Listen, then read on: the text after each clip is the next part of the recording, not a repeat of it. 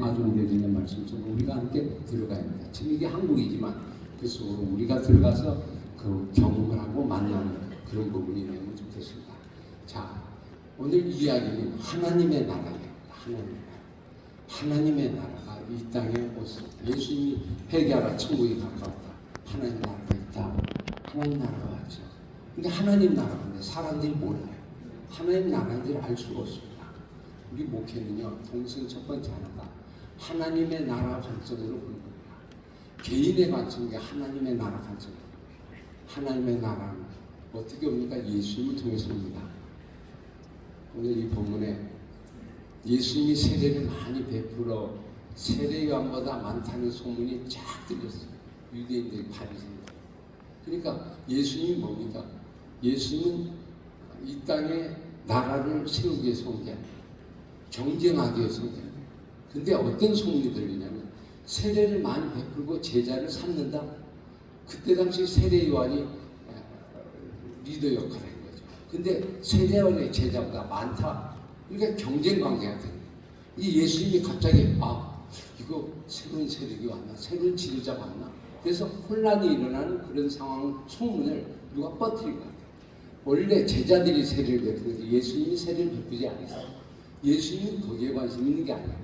근데 예수님은 그런 방식으로 이끌어가고 있는 걸 보게 됩니다. 예수님이 이 소문 듣고 오늘 4장 1절에 오늘 배경이 이걸 듣고 여기 있으면 안 되겠다. 유대에서는 이렇게 되면 안 되겠다. 그래서 어디로 가냐면 결국 유대를 떠나서 갈릴리로 가려고 합니다. 갈릴리 원래 자기 있던 그 본거지죠. 시골 먼 장소로 가는데 가다가 보니까 사마리아 땅이에요. 근데 이 사마리아 땅은 자주 왔다 갔다 했던 땅인데요. 오늘은 특별히 가야 할 땅이라고 생각이 들었습니다. 그래서 이 사마리아 땅을 들어봅니다. 자, 소문이 들리죠. 여러분, 우리가 사역을 하는데 가장 큰 위험이 뭡니까? 가장 큰 위험. 눈에 보이는 겁니다. 예수님이 처음에 마태복음 4장에 이 땅에 오셔서 공생을 시작할 때 마귀의 시험을 받던 세 가지의 시험이 있습니다. 그 세 가지 시험은 만약 하나님의 아들이면 현실적이 되라. 돌이 떡이 되라. 먹고 배고플 때 배고픈 걸 채워주는 게 돼야죠. 그 다음에 네가 한번 멋있게 세상을 살아. 그리고 어떤 힘을 가져? 내가 힘을 줄 테니까 네가 엎드려 경배하면 여기에 큰 힘을 주겠다. 그렇게 얘기합니다. 그러니까 예수님은 이런 방법이 아니거든요. 이것 때문에 오신 게 아니에요. 근데 이것을 하라고 유혹을 하게 됩니다. 숫자적으로 많은 사람들 모여서 한번 멋있게 한번 너의 모습을 드러내봐라. 예수님은 거기에 안 맞아요. 그래서 어떻게 오십니까? 자기의 길을 가십니다. 자기의 길을 가시는데 오늘 어떤 길을 가요? 하나님의 나라의 길을 갑니다. 하나님의 나라는 뭐죠? 복음을 전하는 한 영혼을 위해서 갑니다. 근데 오늘 이 자리에 사마리아에 어떤 사람이냐면 한 사람이 있어요. 예수님이 아는 한 사람이 있어요. 아마 오랫동안 마음에 두고 있던 그 사람입니다. 근데 오늘은 그 사람을 만나러 들어간다. 그 사람을 만나서 그 사람을 구원하기 위한 하나님 나라 전쟁. 여러분, 우리 목회가 영적 전쟁입니다. 보이지 않는 전쟁. 그렇게 봐야 됩니다. 혼자 싸우는 게 아니라 전쟁터는 어떻게 싸우죠? 같이 싸워요. 혼자 싸우잖아요. 여러분, 이 자리에 이제 우리가 전국 목회자들이 세미나를 함께 모였잖아요. 그러면 일종의 목회자들이 모였으니까 전국에 요즘 지휘관들이 전부 지휘관 모여서 하나님 나라의 전투를 시작하는 그런 시간입니다. 그리고 다시 다지는 시간. 야, 이번에 영남쪽이 뚫렸다. 이쪽에 북쪽이 뚫렸다. 신천지가 어디 저 남쪽에 온다. 이거 어떻게 하면 좋겠나. 이걸 정리해서 어떻게 싸울 수 있는가. 이걸 전략을 세우고 함께하는 그런 시간입니다. 이건 개인적인 시간이에요. 하나님 나라 전쟁에 우리가 싸우는 힘 있는 그런 시간입니다. 선악과 사건 하시죠. 창세기 3장 선악과 아주 성경의 가장 중요한 사건. 근데 이 사건은 어떤 사건이냐면 하나님의 나라를 파괴하는 사단의 영적 전쟁의 도전장입니다. 그래서 인류를 무너지게 했어요. 인간을 무너지게 했어요. 그랬더니 하나님이 뭐라고 선포하냐면 이렇게 선포합니다. 창세기 3장 15절 한번 읽어볼까요? 시작. 내가 너로 원수가 되고 내 후손도 여자의 후손과 원수가 되게 하고 여자의 후손 내 머리를 상대하는 것이다. 자, 보세요. 너하고 나는 이제부터 원수다. 이제는 영적 전쟁이 시작이 됐다. 여자의 후손과 내 후손과 싸우는 영적 전쟁이 시작됐다는 선언서입니다. 첫 번째 그 선언. 그리고부터 성경의 이야기는 이 싸움의 구도로 계속 이어집니다. 무슨 싸움이에요? 선악과를 어떻게 이기죠? 말씀을 변조시키고 그 다음에 첨가시키고 그 다음에 뭐 했어요? 더하기 빼기를 했어요. 이걸 변질시켰어요. 말씀을 더하기 빼기 한다. 그래서 말씀을 흐린 거예요. 그러면 무너지는 거예요. 그러면 우리의 목회는 어디에서 무너지지 않아요? 하나님의 주신 말씀을 변조시키고 그리고 내 마음대로 빼고 내 마음으로 삭제하고 그렇게 되면 목회는 무너지고 말씀이 무너지면 다 무너지는 거예요. 그거를 집중적으로 공략을 했다. 요한계시록 22장 마지막 절이 뭔지 아세요? 이 싸움의 결론이죠. 한번 요한계시록 22장 한번 찾아봅시다. 요한계시록 22장 성경 마지막 절. 우리의 목회의 싸움은 바로 이 싸움이에요. 18절 19절 같이 읽겠습니다. 18절 19절 22장 시작. 내가 이 두루마리 예언의 말씀을 듣는 모든 사람에게 증언하노니 만일 누구든지 이것들 위에 더하면 하나님이 두루마리에 기록된 재앙을 그에게 더할 것이요 만일 누구든지 이 두루마리의 예언의 말씀이 제하여 버리면 하나님이 두루마리에 기록된 생명나무와 이 거룩한 성의 참여함을 제하여 버리시라. 마지막 말하는 거예요. 우리의 싸움, 이 싸움이야. 이거를 보수하고 이걸 이끌어가느냐 아니면 이걸 먹히느냐 이 싸움이야.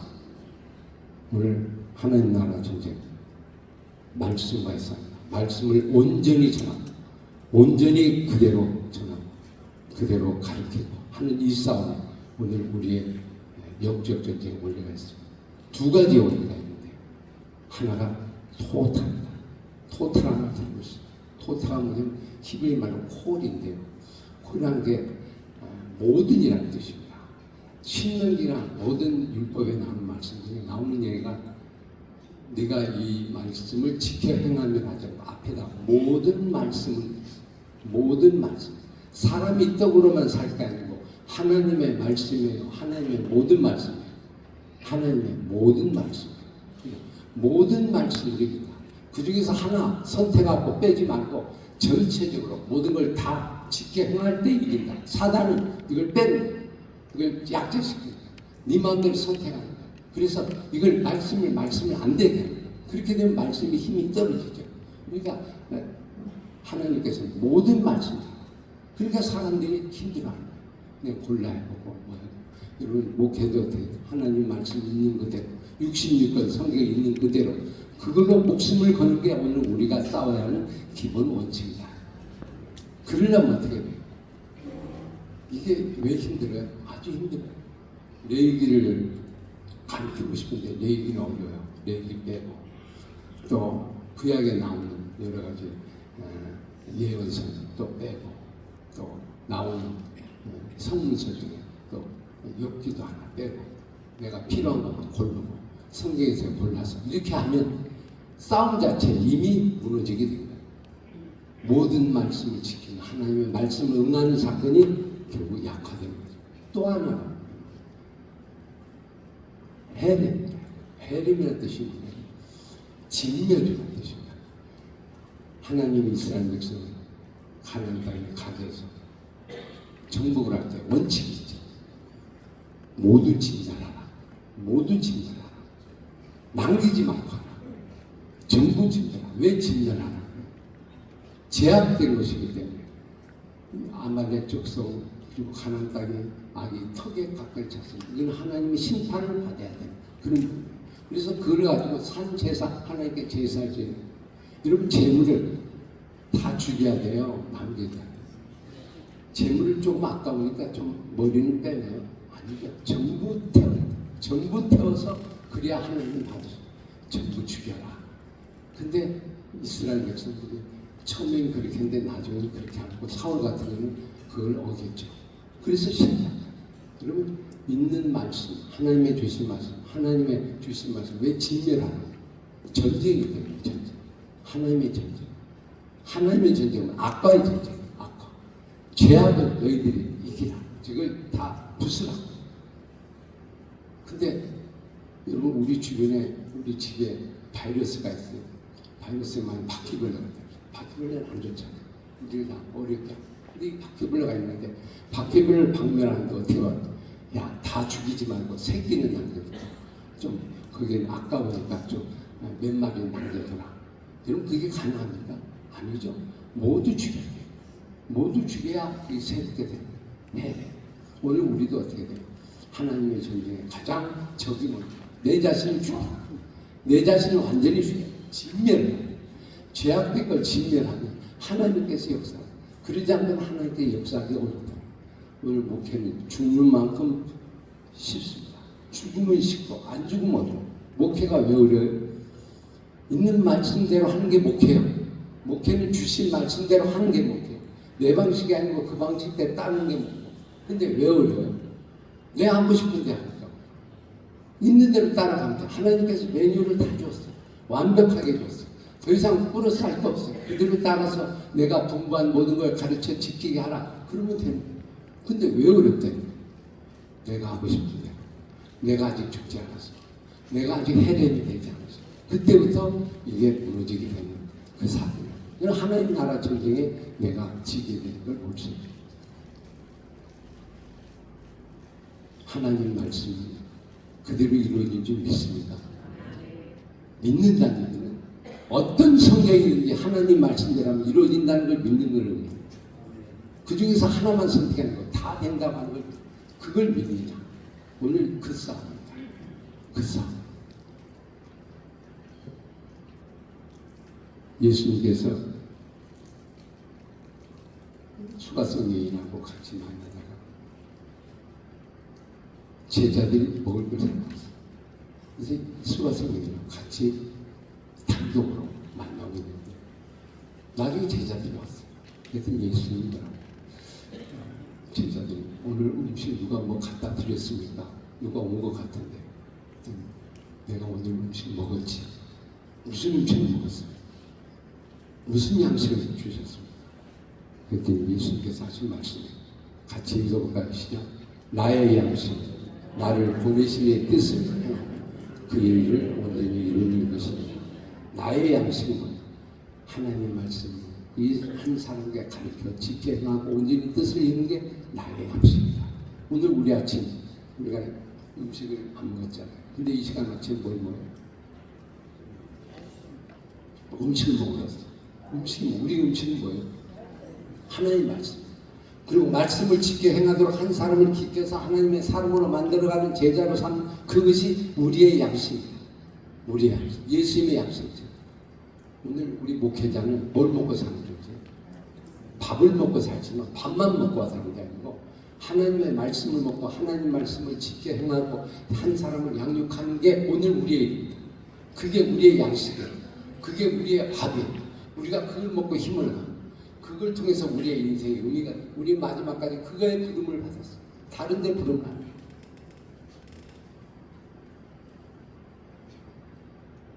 바울이요. 로마서 마지막 저게 이런 얘기를 합니다. 나는 이방인을 제물로 삼아서 하나님께 드리기 위하여 이방인의 사역을 했다. 이방인을 제물로 삼아서 하나님 말씀으로 그 사람을 켜서 하나님께 올려드리는 게 이게 나의 마지막 소망이다.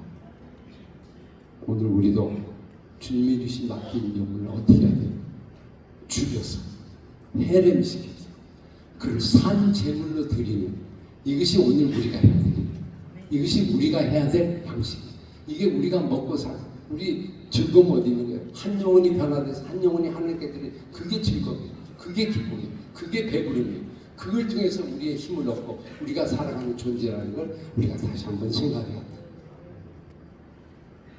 내 아버지 뜻은 내게 주신 자 중 하나도 잃어버리지 않고 마지막에 살리는 것입니다. 이것을 보고 믿는 자마다 용서는 얻는 것이다. 한 사람의 수준. 우리 목회자가 뭐가 어려워?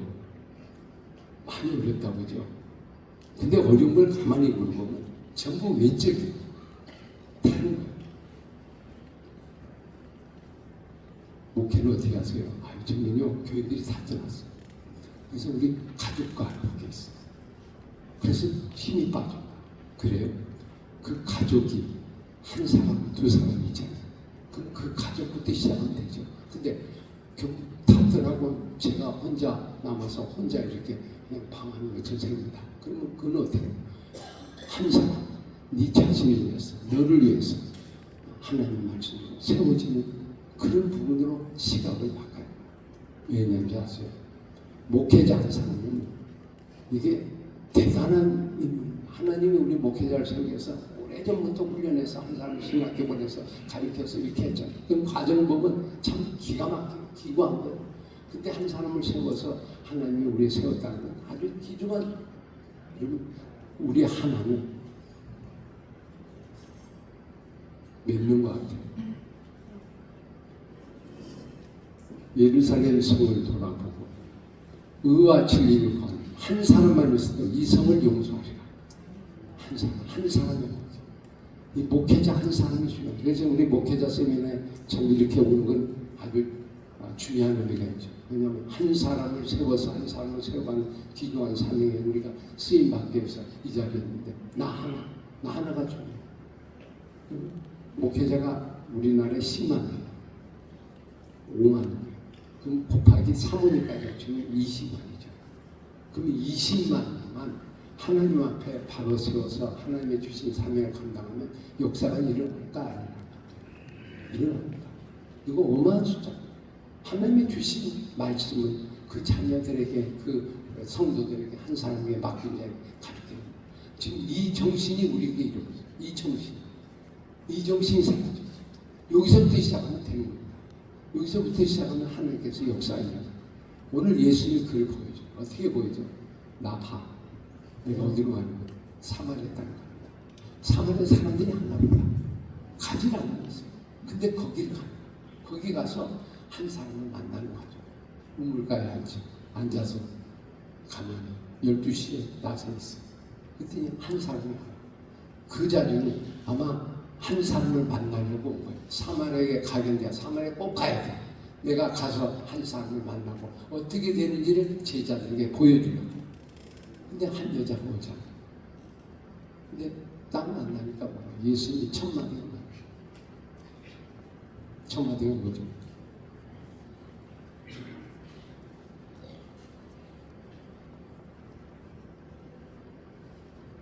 뭐라고 합니까? 내게 뭐예요? 물을 좀 달라. 물을 달라. 여러분 물을 달라는 게 뭐예요? 왜 물을 달라고 해요? 여러분 여기서 중요한 시작점이에요. 모든 목회와 전도와 모든 것이 여기서 무너져서 물을 달라. 우리는 물을 달라고 안 해요. 여러분 전도할 때 우리 보통 어떻게 예수를 믿어라. 그래야만 너 안에 집이 거는다. 예수 안 믿으면 지옥. 예수 믿으면 천당. 믿을래? 안 해요? 믿어요. 그러면서 약간 강요하듯이 이렇게 전하죠. 근데 예수님은 나 믿어라 이러지 않아요. 물을 좀 달라. 물을 달라고.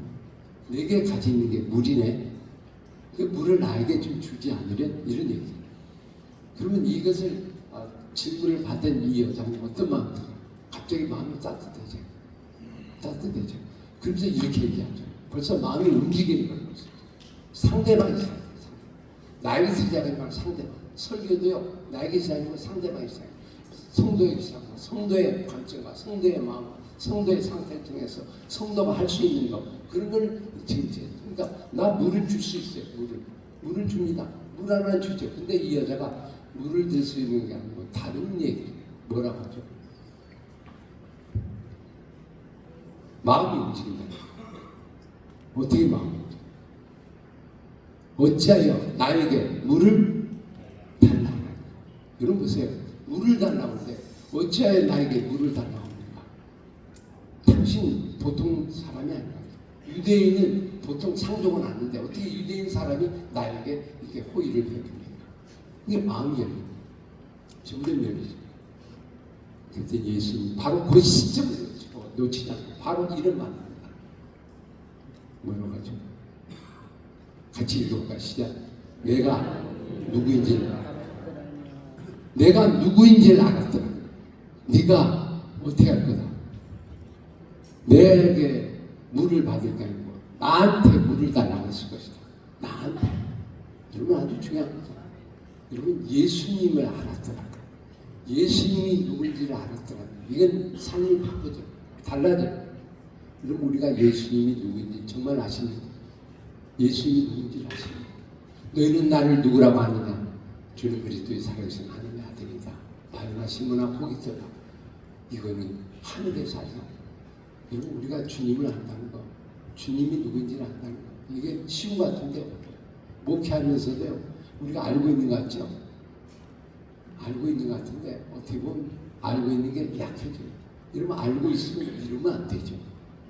진짜 주님이 누구인지를 알고 있다면 이렇게 무너지면 안 되죠. 이렇게 약해지면 안 되죠. 이렇게 힘 빠지면 안 되죠. 그렇지 않습니까? 주님이 누구인지를 안다면, 주님이 누구인지를 안다면 나한테 뭘 구했을 것이다. 내가 가지는 것에 갖고 이거 없니 저거 없니 그렇게 하고 주님께 제게 필요한 거 주십시오 이렇게 얘기하는 게 기도했을 것이다. 우리 목회사에 하나님께 구하는 자에게 주실 것이고 두드린 자에게 찾는 자에게 우리에게 주실 것이고 하나님께 물어야 돼. 하나님께 주님이 저를 부르잖아요. 그럼 주님이 책임져야 됩니다. 주님께서 하시고자 부르죠. 주님 뭡니까? 이때 어떻게 합니까? 주님께 물고 주님의 그 모습에 집중하라. 누구인지 알아라. 누구예요? 우리 주님.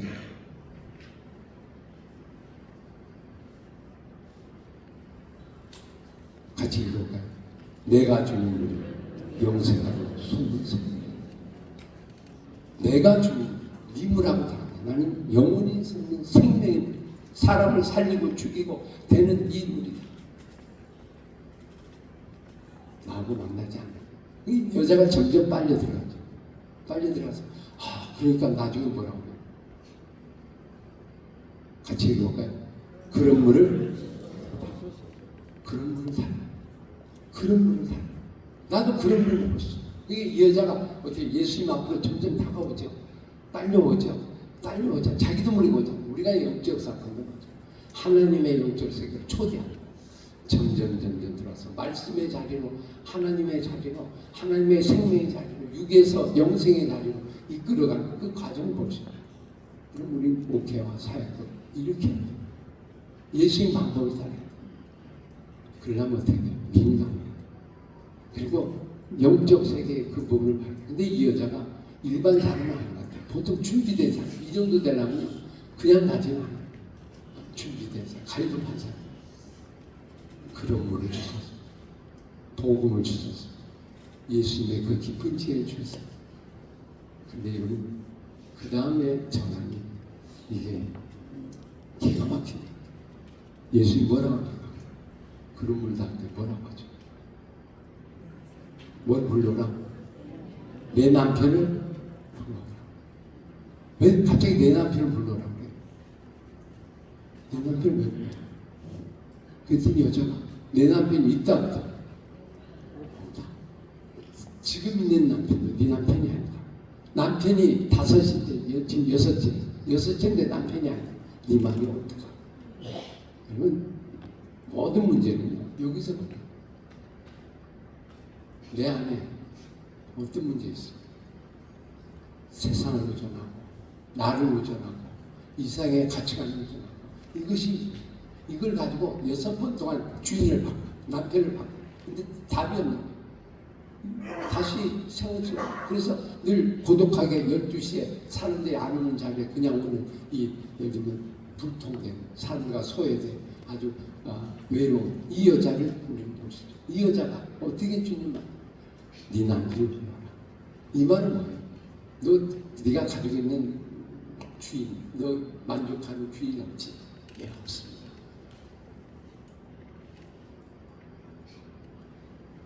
네가 추구하고 쫓아다니던 그동안의 6명의 남편, 이거는 믿을 수 있는 게 아니야.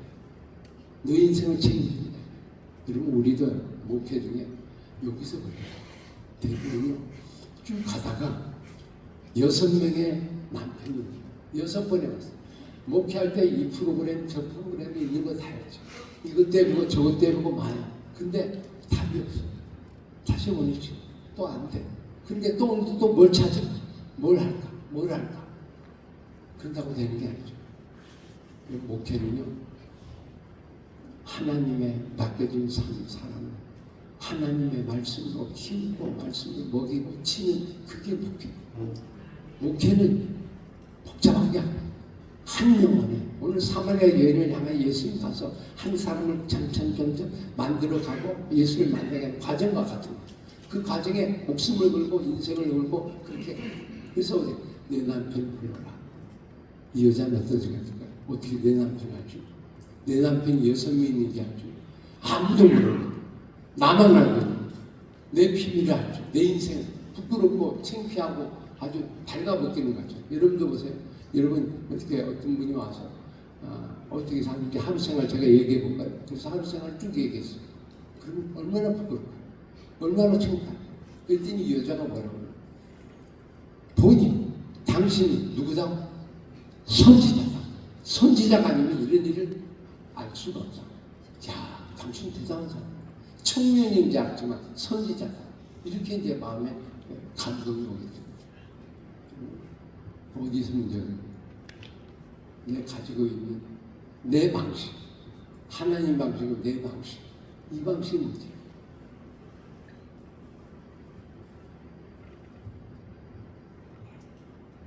예수님을 복음을 전하는데 예수님 방식이 아니라 세상의 방식, 인본주의 방식, 이런 것들이 우리 주변에 가득 차 있죠. 여러분, 헬레니즘이라고 들어보셨죠? 헬레니즘, 헬라 철학이 우리에게 심어준 헬레니즘. 이게 한국과 유럽을 그대로 감싸왔어요. 헬레니즘 인본주의 방식은 뭐냐면 하나님의 사건을 분리시키고 분절시키고, 그래서 원리 따라 방법 따라, 원리는 원리대로 묻어, 그리고 방법대로 또 뭐야? 듣기만 하고 행하지 않아. 지식으로는 없겠는데 실천을 안 하지 않아. 이걸 우리에게 주입을 했어. 근데 우리가 이걸 그대로 수용을 해요. 우리의 삶이 점점 이렇게 피폐하게 되는 거예요. 이런 말씀을 들을 때 가면 보세요. 주일날에